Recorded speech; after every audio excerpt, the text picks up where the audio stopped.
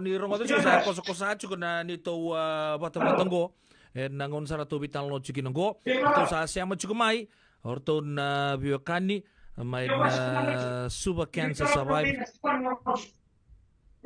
mai na super cancer survivors ya kai bina kedibing karabi dai ya no da bulangi ukila sebu talangani non da bulangi marmanau sebutan non da programungo ngona mai tega buta ikina radio bulun do bata tondo talno taka chunga mai na beka andau tondo boga dora ken to umbula mai mati lebu du birto atau naka atau sama ibu kita juga bisa marama ya na kapi nak dikua wakan dua tali antara wakan bula mandani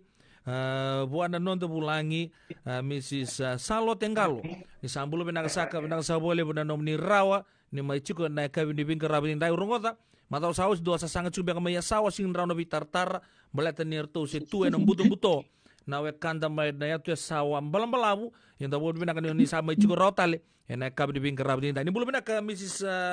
Salo Tenggalo nakasabole buna nomni ngauna rawa ni ki namai bikin tabagi taliki ni sember ni tamai tomana chuko nanonda vitala noa kikim do na songo binaka mena super cancer survivors ena kabi binaka ni kunimbul. Iya, ni sambul binaka. Ker binaka wale na bibosoti. Kito atung may na yan sa kito nanu manin daran datu naran bital talam balatan ni urna sarmano sarabin tu may na bi ani ami asawa. Kito ginanu mo chigongo saram dur kede tu na balabya. Iya. Iya, mami kito mani tobole magtu tartarani bat ki una. Asang sartungan ni rawa. Artungge kacu bikito na marama mayasa do warak man mendi na mati doge lakoy nandi ni mati doge lipo sa kina virto binakabali usara yan ni sambulo binaka ngo na may na yati asawa hindi na ni sarto bitor dagi chigo na kani Sarbanua sarbanua ya biyan berto kabalila na orto na do banduri na tawas na konandur balabu ya mendaran bipo sa kichukukina. Ya,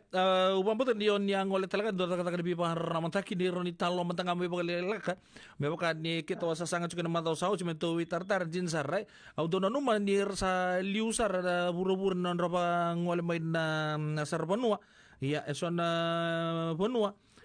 tu se liu tali kino kena tu. Nandua tala tamban nanggoy apa bulu juga dibikin naturang marama may na itu ya saw balang balabu na kena bi korto ko sar bikin linga di bingara na bi hotel na bunuan do tale bi waso ma bir na sar bunua klan bunua tale banga na unia juga nikina na madau sawochi ni parara mate ki me manda bita na singa nom doli to ko mai kia na zabon doli baga zorra kena bi korro do tale apa na madau sawot. Sabenaka kito sa wanru kay mandangan ni kito la kutuyan ni kito lebon na kuan wang galile bordo undo ketunggo na sarmanua orto na South Sea Cruises Iya South Sea kito babin binaka kina ni orto sulewi kito eli mana tikite kito lako kito ngolay na nabiti atu saway nabiti kito lay tikoy maro na nito lako ngo na nito ikaw nakanga rasuleto may bakilolo mo ira may Australia baka talanga kinikiri may Amerika ya na so nilolo masuleto may bikito Arieta Sorensi 61 coconut kito ko tuti ko may sangilay sul chikuando may pamasalta kibir na maram niya sa nakya na bakangata na moon pets washable moon pads tiki mamina sangga sanggo batikir na maramo irasa kaulebi non ra katuningon ni ramaro ta kapakalebu na bini moon pads kito ko to ko abako to tumayo Arieta 61 coconuts alay soli virto batikina son anaya ni buli wir na kinagaden akaw kita maingo may Tasmania sultal tunga may bailoloma na iba kamo ko bir na marama na tarose se loma bir na marama kison sulu ni ngonelalay bir na kindi kaya na so na uniform meron ni randa wiso chiko kine so na ngauna nabika kaya kito ko tutum kito lebiso liya kito baka nga takatalanga na iba tabataya me kito wasaki na membaleta na kensa kito ala ko kito lewida waya uli ba madalatak nga na kambaleta na kensa ni Yesudo o unayisi na kensa kensa ni katuningoni o sa lome na kensa ni aloka o kwa sa may boso jiro sa may boso jiro na maramango kilemba ando don menge may boso nando talango na memory na kensa ruro chiko kwen na kensa ni studio pati na kensa ni katuningoni esando tani na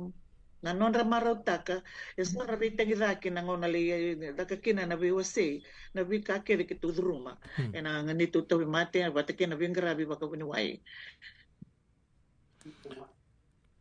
Sabi na kabali po, pampo ni... Sa kumbet nga, nakakitulibador na subi-suliak. Yake msabu budi binakachuka na buku di nomudo sa zau binakasar chuka na bi korbo bichi ndo sa tin komo chuka lebu na lolom hapa kauchukani ka binga ni chinga ba lebu ke muni na marama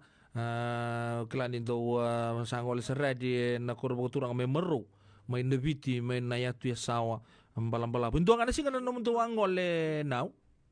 Endo nga singa kito lang nga na matakalilay kito kondo may nawal na koloko may Indian raw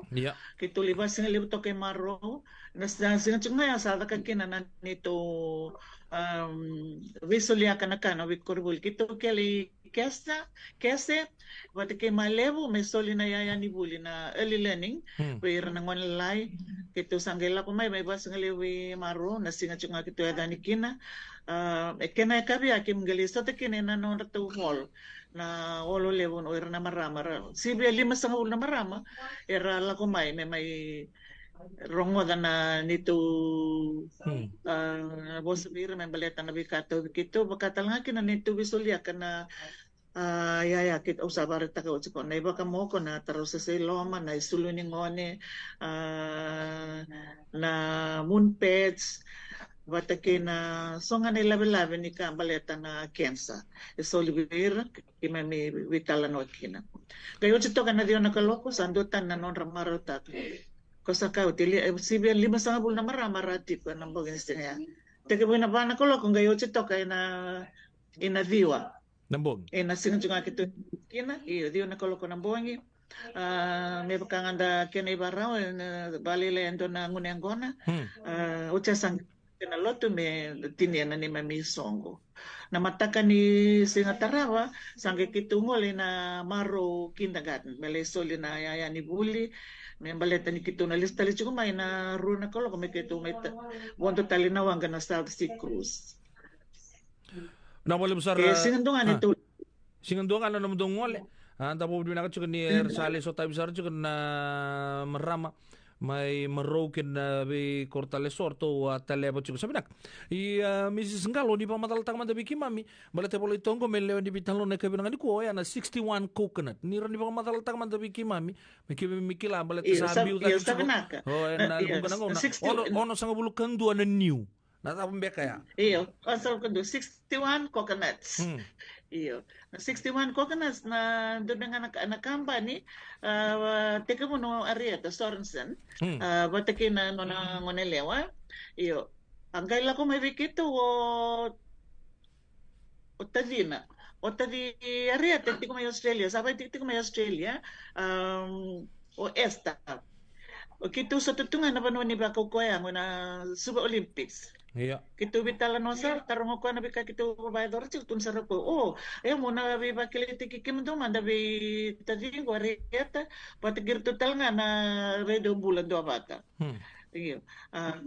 natakada ka roda ka mo Arieta o kondo bi ba ko ngamay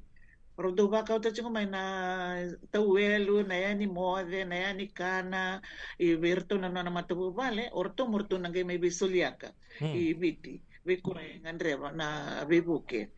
Sanggila ko mayota din ng o esta o ko betitik may Australia o ko sanggay may banggo ko kim to sa rege boto nagsaraman do na bitaka ba nakanggo. Kaya kito bitartara ni kinabat kay Arieta. Kito sanggili ko tamay na Moonpets ngo may na norto itiko may 61 Nambua Road. Oy. Na itiko na family home norto Arieta. May 61 na buwan road kito sa lilisar may kina balik kito liko tamay nga na Moonpets may kito nga may bisilyo akwerto na marama sanggali to kasi na no na company may kiri Arieta na 61 coconuts Koe ana bitar-tarto da kabachikos ana nakakirikira ba kautamo ko kito salibisulia ka ngon na asawa. Na namun itu betul ba Na ukulani munpe. na munpet za to abang kita cuma santar ni kila round na biokani ni pembiu juga di radio bulun to apa tapi bitan lontak 61 coconuts ya na non to nampangan di bale bay nembua game sama tingaki dan na coconuts saat ini kampanye chicken na new Ariata Sorensen ya na 61 coconuts arto santo bingkar rabi juga na buku ni non buku juga na bekanta non to pono lomani bicin don to sotanga na subo Olympic pool sartu libi bakilite sara klani kemundo na merama may nasuba cancer survivors ndo sa ikaw talenga ni ken bagli chugani o yan vika binaka sa ni sul binaka o pamboto ndo sa artuli maro talaga kina erna marama may maro may na yatu sa balab yo chi may maro dapat talay tubo chubi kemundo wa taron do ngon kemundo nomdo bingarabi mbaleta ni aza mundo ngana suba cancer survivors do na concentrate chunga suba ningai bartak ni senga kem sarong odo ko ni sala ko sarana muni outreach en yatu sa balab sa chi me sa Ibi talaga noon daw sa nanamag sa ngol ko. Ambera na lako yasa rato bitar may ando na kurni buli may kandabo. Ha, kandabo yan. May bako kinason na yan ni buli. Dinara ni perli. May yawe kindagatn. May yawe kindagatn eh. Yawe kindagatn. Rato bitar may ni urtungan rebeson na early learning. Gay bakaw kitu bakaw tanga nawang kasin man kitu lako raw sangi donga virto na tina may kya sangi da ka na da kitu dole da ka bira subay solia ka nakakirya be tamba may leba madalo ko virto matana nito songo yo kitu na naman chugo ni may kitu na ngoli na koro bir na marama ngo kitu chunga na koribuli bi ko na dubir na tina ya be kilagat ingon nga ela ko mekin may kakita tuno che kitu suba kensa sa baba ngo kitu register te kitu suba kensa sa baba yan isala ko may na bola kerkere kitu sa lako yan ibir na sa kerkere may Mundo tal no mundo satellite branch ando sa to ya buta kasi ando sa no mundo main branch ng suba ando base ng akin ando sangay toso yan na bisa ibig ngo kandabu pambulo cuma tengah ini cukup turang may balendai nga mumbulo pinang nang turang tuyawe ina kena bi korto do sar may nalotu nangalotu mumbulo may tokalau kena bi korto do sar right sa kimi may romot sarga ni saya tu bigim tu son na yaya ni buli en buku ni sobon ni buli mayawe en vida na singa sakor ya now mai Iyo ana ben branch mango kito. Sandara ni kito lo deo tala na mali tekuta kimbalete na bia ragi kito toka. May revira na kensa sa baba may lambasa se may lutoka na sa merani ortuli tomana chung na nito songo ito sana no mau ken betu sa pos chung nga delak nga may nabibuke nakere-kere datu sa nangwali ani bir. To lebi bukir na bitar to yan ang go. Kabal to sa warang to kami.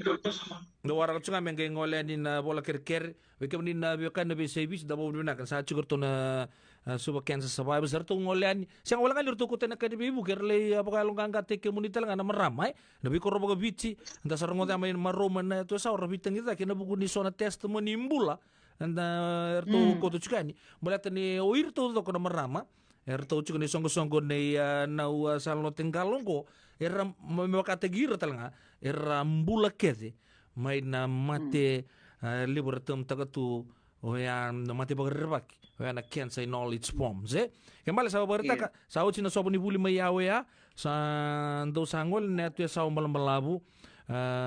vitale dona bunondo sa baka na machikin ko man dona ngole ni kinan bukun ni bi baka ramatag chunga ni mati ko na cancer nito tikong go iso ba kitong dole bisi ko tiko ibalimbula lebu iya na balimbula lebu na CWM weira na taw weekend sa na non rela ko merala kimo kitong dolo ko kina le soli lo loma weira le ba ya long kanga takira Isa. O tia ke tu sanang kay wara ka tingon sa lay Au sinekimo. selekin. Iya, sa uci neki mo so era ya ba ya wono na cycle on sa utikin sar ke bakasar lesele kitu ngole talanga ai ne balimbulan do tal no lomal bayal nga katekir me do batal no sala ko non rabi pale kitu ndo to bole me kitu la ko non Follow up rai tigir tal. tiko e wasa beir na salis me balimbula beir na vinga rabi tiko batikir na mata bupale gitu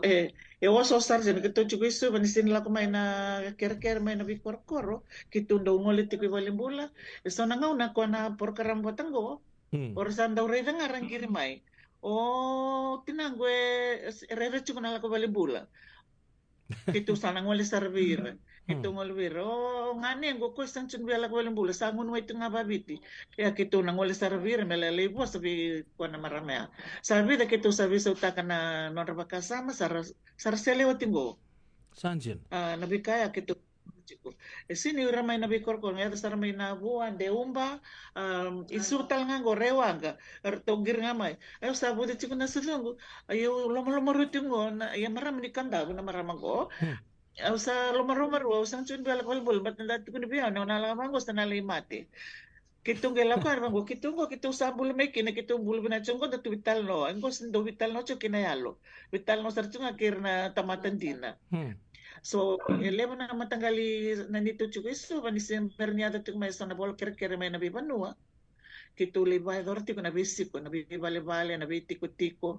isuba inostori inabua indeumba telebu kitungol tikina Na sa bolib tura kina marama dur bukin ngon ele wan radio bulun dobat da bolib nak cukup non da bulangi na usang lo tinggal men suba cancer survivors di boto corona miniti me da bonon to vital no na ka bina di konton na bingkara bina kartu saba dor cukup ngon ngo biba ramataki biba longa ngataki lebon da rongo da cingor rasakan di bengoli bolimbula na bun tu sali tallo bina kani le sele sar bang muria sar cikon na bika yang revi we baka puni wa yer tu songko to nang dong andre tu na bingon na be buke ta ba bina katsun na matubal de ariata Sorensen ke komunito to sar Amerika ma Australia oni rongo da cinga na vital no na radio bulun to banta en sotala platform oni sa na num moni sa nan dondo linga tiga nikina me baka ni ertou bula sar tunga na non da be buke en vinga una to sar na ubara ramate ki mami telemanta en ngoni sala kim na rani muria mi mami ba ko te dikini mami kani loloma ko sando bareta ngo sai kau sar tunga ke baka rongke tungo na tu Amerika e sianga ni ta ke baka ke tiki tunga ne bi tanan dola moni doli tostu ki nam do vinga rabinaka o ka ni sando baka tortu en be ma za to sar na usalot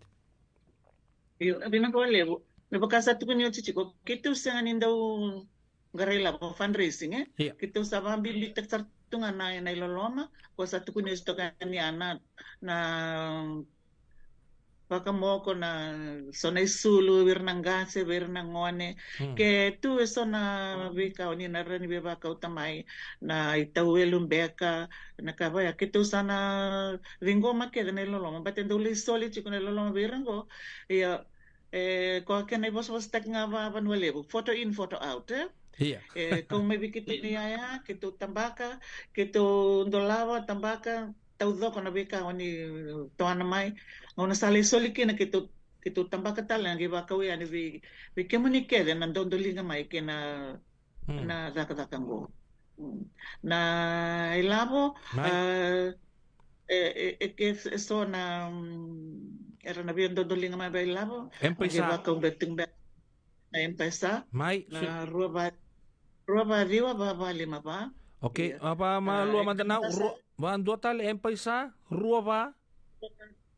diwa ruba ba lima ba ruba lima ba ban dua tal ruba diwa ba lima ba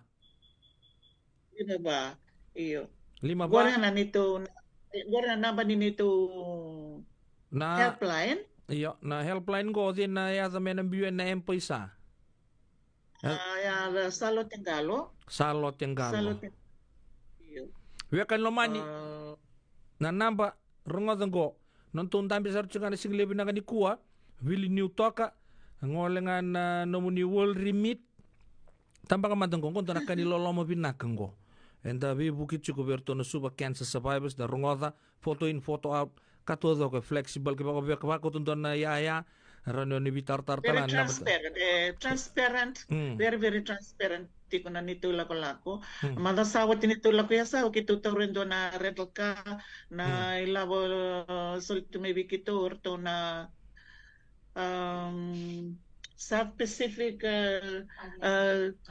Council may Brisbane. Di ba tal nga endo na diaspora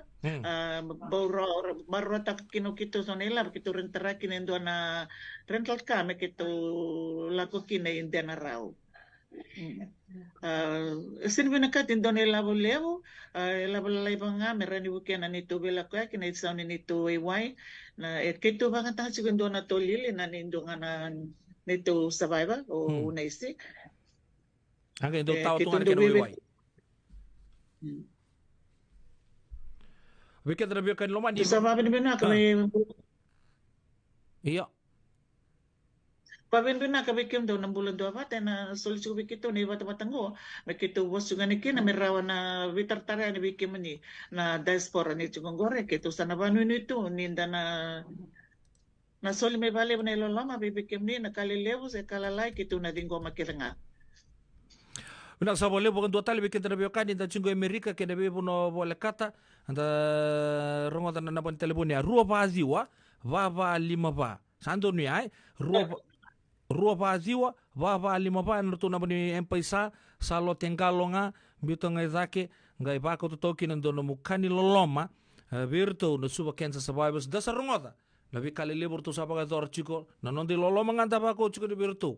na te welu ke nabi kala leita leso tu sapa kan dia otak sar chiko ver na mrama nabi korbo bis nda sarngota ya talanga ni buli ver na vi so ni buli ndu eso anda bo di benaka chiko na kai benaka di ko na buli taka benaka orto waga dor chiko na songo benaka na suba cancer survivors dono chusi na mani tuku na usalo tinggal ni sember me dapat talon do vital no na mata ngo anda na gai vital no tale na singa tu sici na mata ko tumai.